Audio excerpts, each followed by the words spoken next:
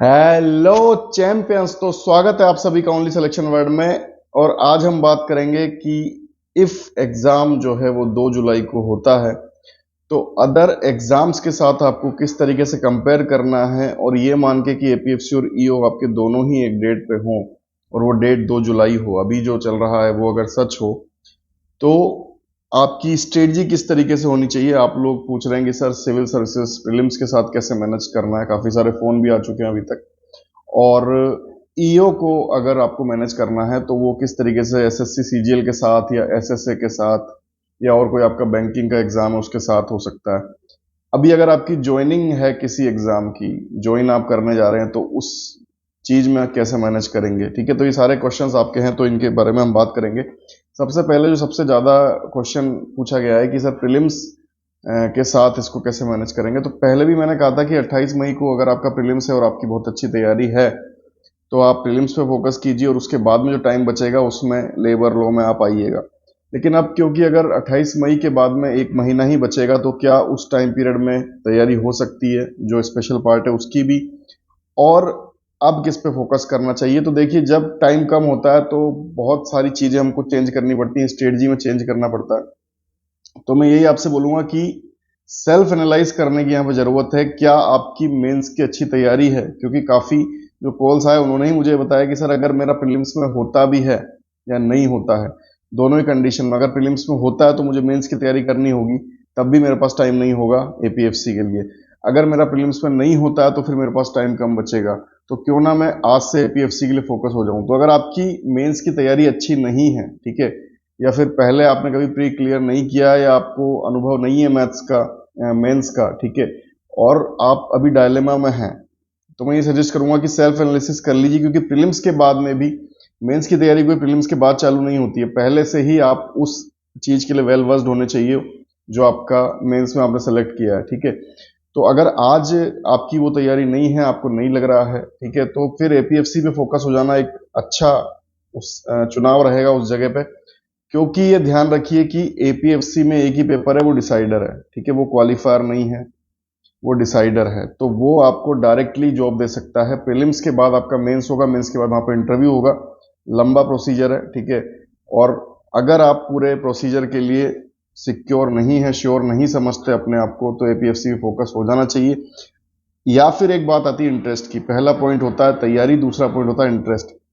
Interest ही आपका civil services में है और आपको वही अट्रैक्ट करता है, तो फिर आप उसी के लिए फोकस कीजिए, फिर एपीएफसी को छोड़ दीजिए। ठीक है, दोनों में से एक को स्पेसिफिक होना पड़ेगा क्योंकि टाइम कम है प्रीलिम्स के बाद में। अगर प्रीलिम्स तक आप एपीएफसी के लिए छोड़ देंगे तो फिर बाद में आपको दिक्कत आएगी। उसी तरीके से आप एपीएफसी अगर आज से करेंगे तो आपको प्रीलिम्स में दिक्कत आएगी। ठीक है, तो प्रीलिम्स, ये मुझे बहुत वैलिड पॉइंट लगा जो खुद आगे से ही मेरे पास आया कि सर मेरा होगा या नहीं होगा, दोनों ही केस में एपीएफसी तो जाएगा। ठीक है, और सेम बात एपीएफसी के लिए है कि एपीएफसी के लिए हो जाएंगे तो उधर जाएगा मामला। क्योंकि असली कहानी प्रीलिम्स के बाद चालू होगी, प्रीलिम्स के बाद में उधर मेंस का प्रेशर होगा और इधर एपीएफसी का प्रेशर होगा, वो दोनों हैंडलिंग में दिक्कत आएगी। ठीक है, तो उस चीज के लिए आपको अभी से सेल्फ एनालिसिस करके फोकस होना पड़ेगा। अगर दोनों नावों में अभी भी सवार रहेंगे तो आगे जाके दिक्कत आ सकती है।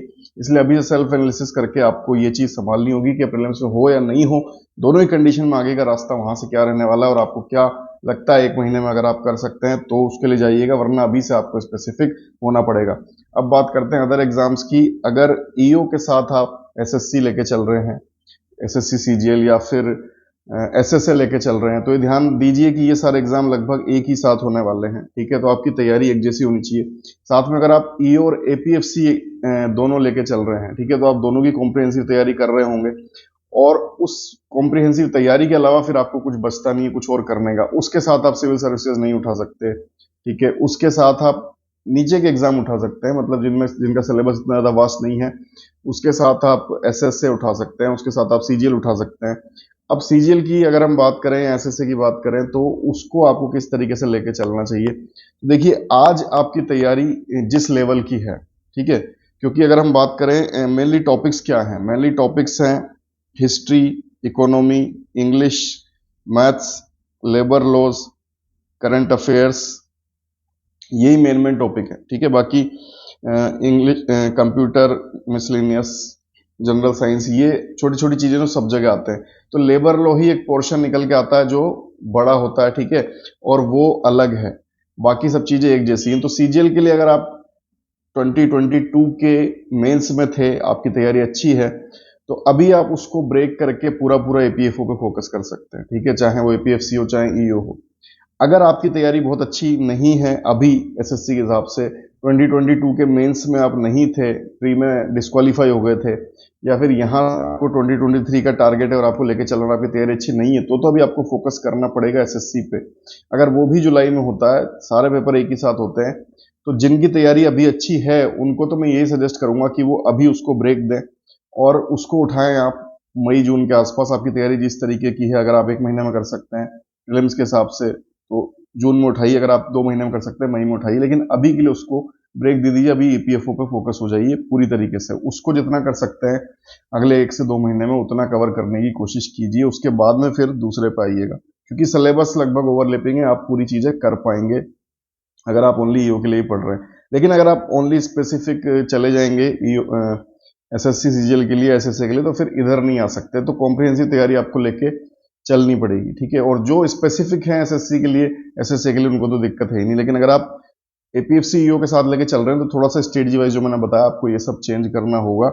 फिर भी आपको लगता है कोई और प्रॉब्लम आपके साथ है या आपको पर्सनली जरूरत है, आपको समझ में नहीं आ रही चीज, तो आप टेलीग्राम पे मैसेज कर सकते हैं, मैं 24 आवर्स अवेलेबल हूँ, ठीक है। तो यही सारी बात थी, जो आपके क्वेश्चंस थे मैंने रिप्लाई करने की कोशिश की है एक साथ। तो जो भी दिक्कत हो बताइएगा, शेयर कीजिएगा, और किसी भी प्रॉब्लम के लिए आप ऐप पे भी क्वेरी रेज कर सकते हैं, कोर्स भी वहां से परचेस कर सकते हैं। अगर आपको लग रहा है कि आप छोटे मतलब कम टाइम पीरियड में कैसे कवर करेंगे, तो वो एक अच्छा ऑप्शन है, ठीक है। तो इन्हीं सारी चीजों के साथ best of luck, all the best, goodbye, जय हिंद।